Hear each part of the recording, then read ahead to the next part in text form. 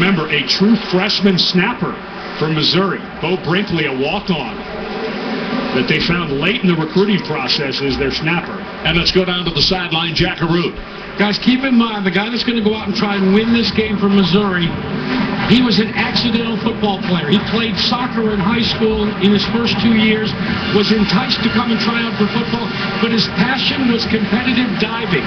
In fact, that was what he wanted to pursue. And then somebody explained to him that he could probably have a little bit better career and a more impactful career if he became a kicker. We'll find out in just a couple of moments, won't we? Yeah, and we really will. And now, the interesting thing will be, is Northwestern, where are the timeouts here? They've got one. They've got one, so they really can't waste one to icing, can they? Or can they? Yeah, I think you're at a point where the game might be over. So, but, well, Missouri's out there to try to move, do it again. I think this... Chase Daniel is actually going to go under center. We'll take it and move it to exactly on the field where they wanted it to be, which was a little bit more to the left. And he knocked down pretty hard as John Gill made the tackle. And now they're going to stop it. It's at 3 seconds. Now the problem is a mishandled snap. You've got a freshman walk-on snapper in Bo Brinkley. A mishandled snap. The holder is Tommy Saunders, a senior wide receiver. If it's mishandled, you go to overtime. Now, I know they wanted to get to the middle.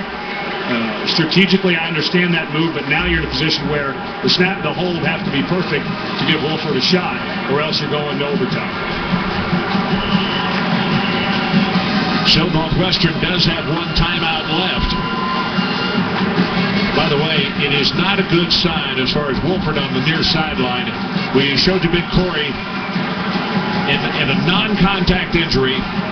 Appeared as though to really have injured his knee badly, and he is already on crutches on the near sideline. Back on the field, this is going to be a 44-yard attempt.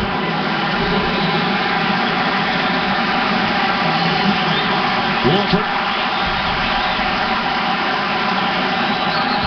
And they're going to call a timeout. So that's the last timeout by Northwestern. That's the third and final timeout of the half. 30-second team timeout. 30-second team timeout. And that's one rule I would like to see them tweak just a little bit, because it's not like basketball. You got to get 11 people in position in football.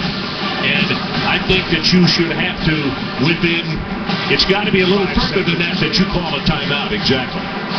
And let's put into perspective the career of Chase Daniel and what he has meant to the Missouri program. Brad Smith was the quarterback that made Missouri relevant again. And Chase Daniel helped take this program to a new level.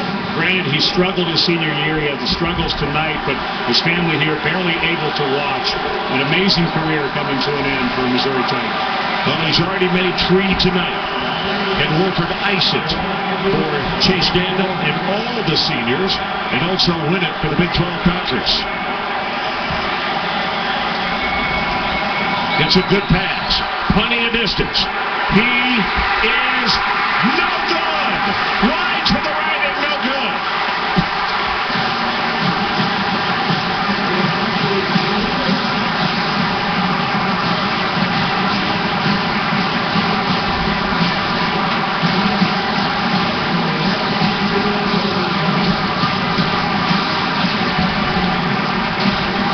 Overtime.